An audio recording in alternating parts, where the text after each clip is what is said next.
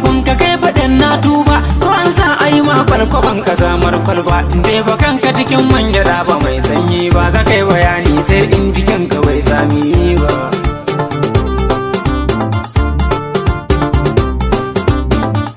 Na ce mata wannan uban ciki tulaki, kamar kabilun nan masu sai da garin kwaki. Da a yankari ne ta yi kyau da matar gwanki, amma ban ce mata kugunta mai zubin kura. Iyaliya kai ne ka kalli matar sarki, lalalala ba ne na kalli matar sarki. Lalle ko yaro yau za ka kai abin da ka ɗauko, kudan da sai marke da ɓangaren katako. Tunda ni za ka yi wasanni da dusar koko, da yau da gobe da jibi ba za ka kwan a gida ba. Iyaliya kai ne ka kalli matar sarki. Ko ga kasa akwai ba bayanin wuni da kai tun baya, ka sani a fushi bayi manta zanen kwarya. Yanzu zane jikon da za ta zamge magarya, in ya gale da ko da biredi bai daɗi ba.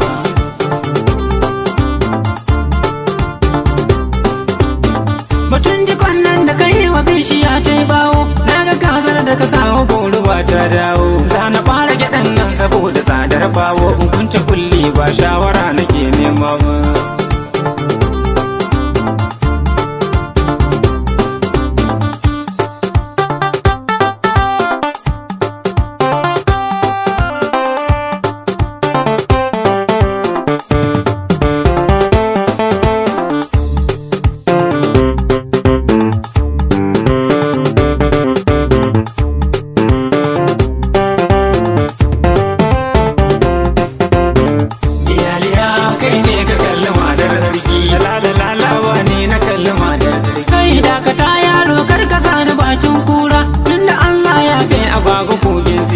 Dakata da batun nan da Allah canzo hira, ni shugaba ne ai ba fada nake nema ba. Iyaliya kai ne ka kalli matar sarki, lalalala ne na kalli matar sarki.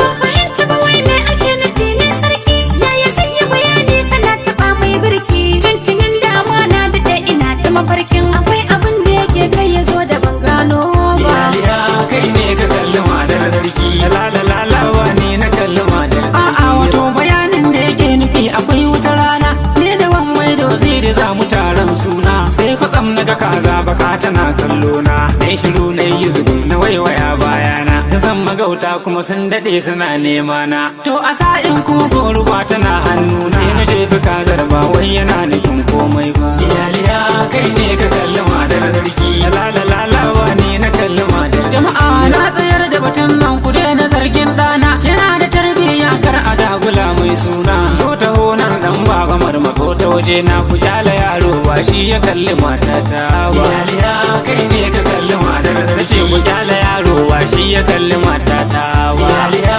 kai ne ka kalli matar sarki, lalalala ne na